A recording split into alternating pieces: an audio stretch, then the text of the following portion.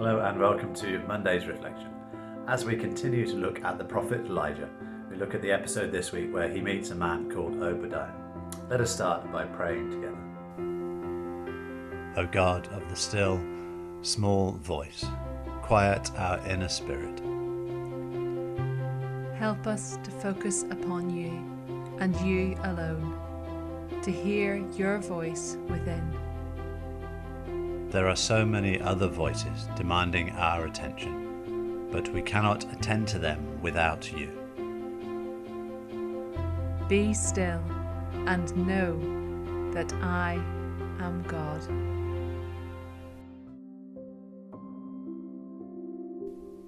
One Kings chapter 18 verses 1 to 6.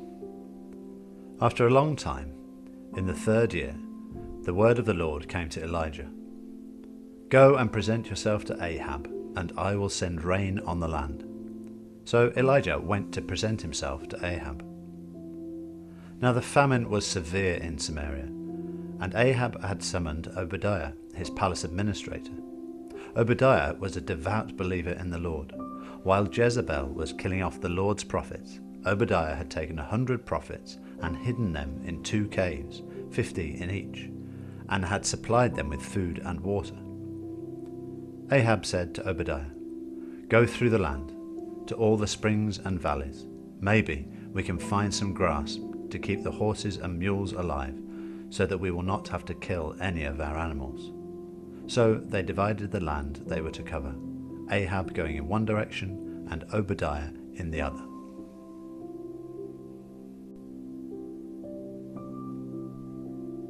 In this passage, we are introduced to Obadiah. Obadiah holds a position in the king's household. He is also a devout believer. Take a moment to imagine what it might have been like to be Obadiah. Since you were a child, you have followed Yahweh, your God.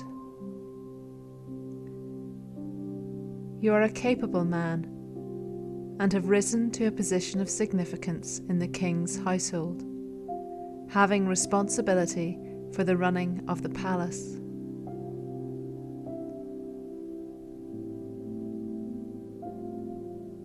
But you work in an environment that is deeply hostile toward your beliefs.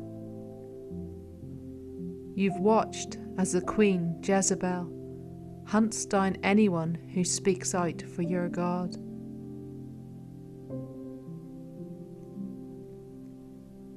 How does it feel to have to hold all these things in tension?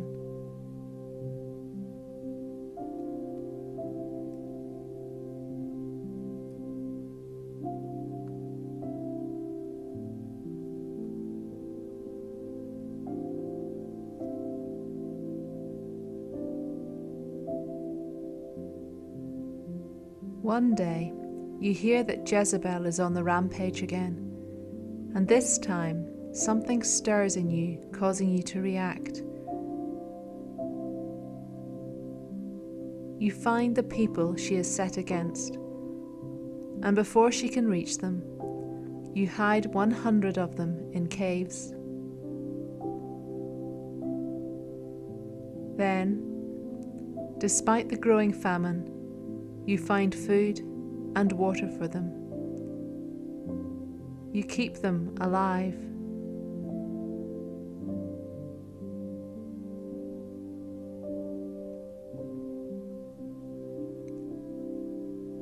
But the threat of being found out breathes heavily down your neck.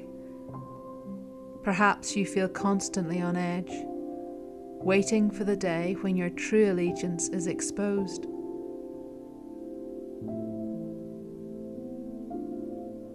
Continuing to imagine your Obadiah, living under these kinds of conditions. What might you want to say to God about any of it? Imagine what that conversation might go like.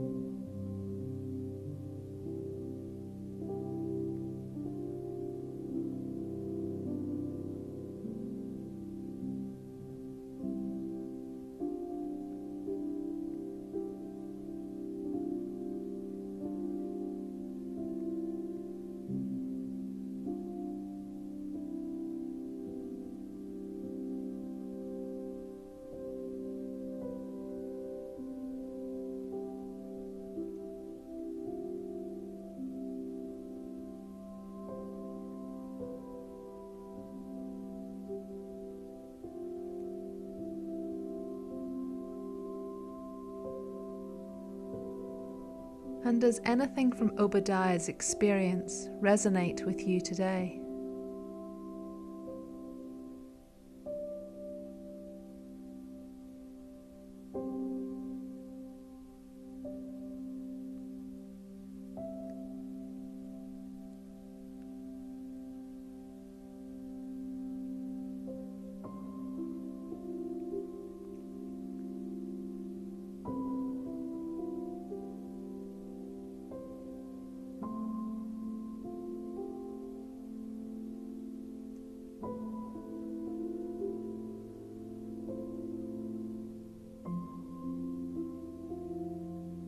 For some, their belief in God compelled them to speak out for God, to be prophets calling the people back to God. For Obadiah, his belief in God was something he held closer to his chest and led him towards acting courageously on behalf of those who spoke out, providing them with protection.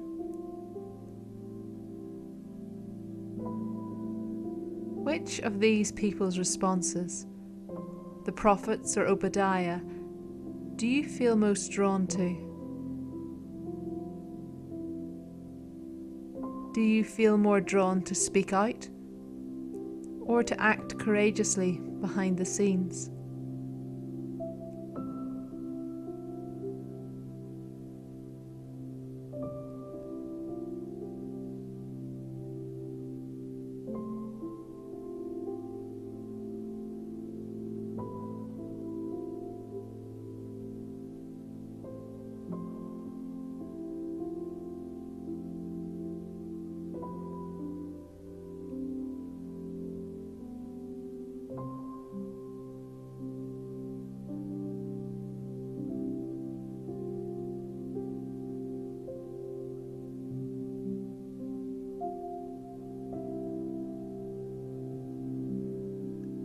And what might responding in this way look like for you in your everyday life at this time?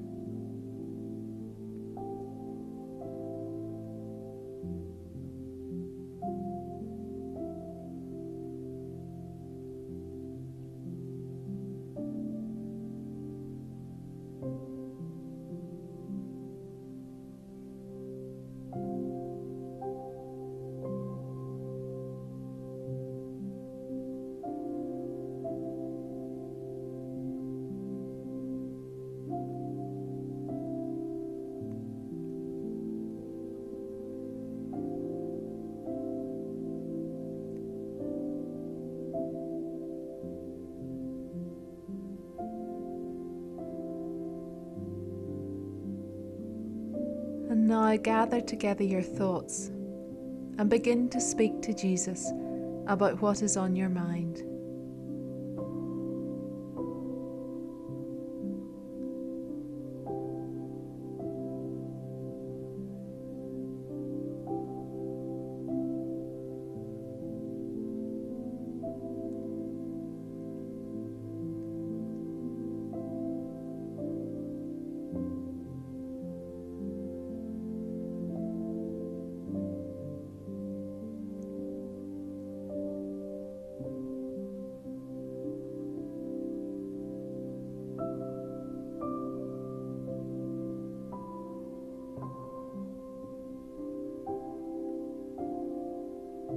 And just when you're ready, give some space for Jesus to respond and allow the conversation to unfold from there.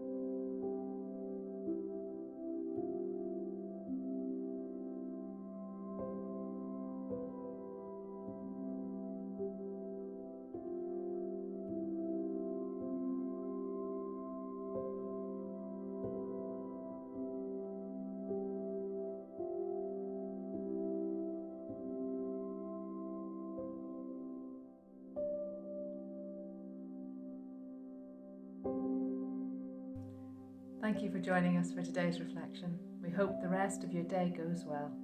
Let us conclude now by praying together.